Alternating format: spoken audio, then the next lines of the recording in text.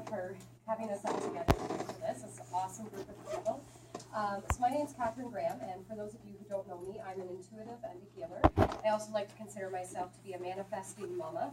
I started my journey in manifesting back in 2006 after I watched The Secret.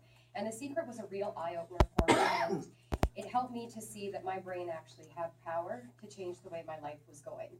Before that, I thought life just happened to me, and everything that was happening to me that I wasn't liking, I really couldn't do anything about. After watching The Secret, I went, I can change my thoughts, I can change my life. And so I started to try and manifest. The very first thing that I tried to manifest was a romantic relationship. And I was coming out of a marriage in separation form. I had 3 young children. I was 23 years old. And I had watched a movie the previous summer called Just Like Heaven. And in that movie, Reese Witherspoon is this woman who's a doctor. And she works very, very hard and doesn't have time to have a romantic love life. And then she gets into an accident. She goes into a coma. And she doesn't actually have a chance to have a love life because now she's in a coma. At the same time, her sister was trying to set her up on this blind date. It didn't work out, so she sublets her apartment.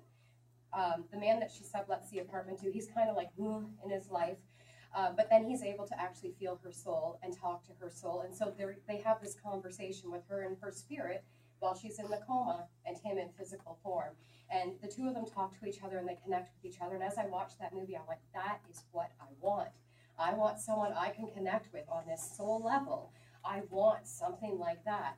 And so after I watched The Secret, which was a couple weeks later, I guess, I went, okay, I know I want this romantic relationship and I want to touch someone at a soul level. And so I made this list of what do I want in a relationship? What qualities does this man need to have for me? And then I sent it out to the angels. And I had so many people telling me that this is wrong, that this romance only happens in the movies, that I was going crazy, that I shouldn't believe in things like soulmates. And yet in my heart, I knew so much that this is exactly what I wanted, that this was actually going to happen for me. I didn't doubt it for a second. 2 weeks after I made my list, I was on this online dating thing. And this guy said, yes, he liked me or whatever. So then I went and I viewed his profile and he had said that he was spiritual. And I went, okay, well, that was on my list. So I'll say, yes, I'm interested as well. And with online dating, if you pay, then you get to send people messages. If you don't pay, then you don't get to send people messages. And I was not about to pay for love. I was like, no way. So 2 weeks after that, it was some sort of Christmas special or whatever. It was November 28th. They had this free day where you could message anybody you wanted to and start conversation. And so he messaged me one message that said, this is my MSN, because we didn't have Facebook back then. This is my MSN, contact me. And so I contacted him. And we talked for about 4 hours that night. And I thought, oh, he's the one. And then I thought, I'm crazy. I can't talk to someone for 4 hours and think that this person is the one. And then the next day I woke up and I was feeling just as much like he is the one, I'm crazy, he's the one, I'm crazy, he's the one. And then we talked again that night. And he actually said to me, he sent this little paragraph of something, and he said, if you can understand this, you might just be my soulmate. And then my guide started going, see, I told you. And I was like, oh my God. So we've made plans to meet with each other a week later, and just to see, is there actually a connection here, or is it all just this computer farce energy thing happening? And we're still together 10 years later. It was absolutely 100% my angels bringing that forward to me. Manifesting doesn't always happen like that, unfortunately. I think my guides let me have that first little taste of manifesting so that I wouldn't give up on manifesting as it started to happen more in my life, because there is struggles with manifesting as well. I was in an abundance group a few years ago. It started off as a book club, but we only ever read one book.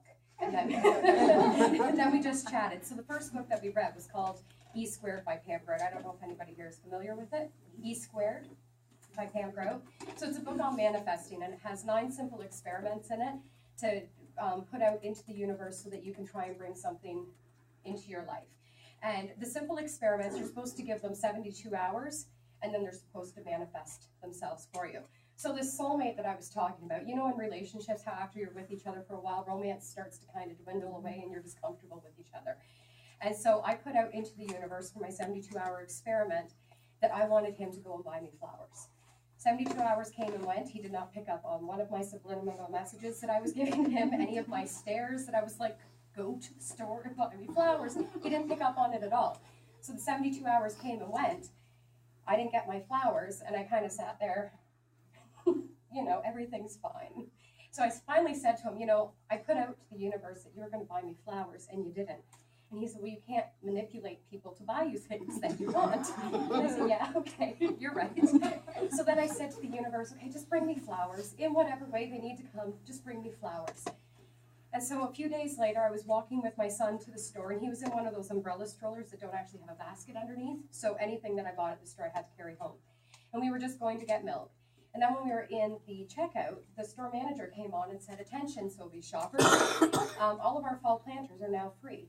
We have to make room for Christmas stock. Grab what you want. And I was like, oh, that would be great, but I can't carry a planter and milk and push a stroller 3 blocks home. And so I left it. And I heard my guide say, you just said no to flowers. And I went, are you kidding me? Okay, let's do this again. Bring flowers to me in another way. And I promise I will say yes this time. So a few days later, my neighbor knocks on the door, and he's an older gentleman, and he said, my doctor says I have to be gluten-free now, so I've got this 20-kilogram bag of flour. Do you need it? And I said, no, it's fine. And it's amazing how oblivious I was. You guys all just caught on. I was completely oblivious. So he said, do you want this flour? And I said, no, we've got 2 big bags of flour downstairs. I don't need any. And he was like, all right. And then he decided to take it to the next neighbor. And I shut the door, and I heard my guide say again, you just said no to flowers. And I was like, are you kidding me? So what does that tell us? We have to be open to whatever way the universe is going to bring what we want to us. We can say, I want flowers, and it's going to bring flowers, but maybe not in the way that we want it to happen. We might say, I want to have a successful job, and your universe is pushing you to open your own business rather than work the job that you're working. I know. I'm just going to point at her right now because she needs that kick in the butt from the universe. Is we have to be open to whatever the universe wants to provide to us. And the more open we are, the more opportunities we allow for ourselves to allow that to actually happen. One simple way of helping yourself to learn how to let go of how that's going to come is a game called the Happy Money Game. And in this game, you take a common denomination of money. So I always use a $5 bill because we don't have $1 bills here in Canada. And I put a little note on it that says, like, this is abundance is for you, and I expect it to help you be prosperous or whatever. And then you go into a store or a restaurant or a library or somewhere where there's a lot of people around, and you have to hide it without being caught, okay? And so say you're in a bookstore and you put it inside of a book. You don't stick around to see who's going to get it, because then we start to judge whether that person deserves it or not, whether they'll use it for the right things or not, whether it went to a poor person, a rich person, or whatever. And then as you're running away, because you literally do run away, because you're like, hey, I just did something I wasn't supposed to. So as you're running away, you say to the universe, let that return to me 10-fold, 100-fold, 10,000-fold, whatever way you want it to show back up in your life. And it helps you to let go of that control. And I have to say, the couple of times that I've done it, and I've only actually ever done it twice, the very first time I said, let it return to me 10-fold. Within that month, I won a $50 massage, and I also won a $50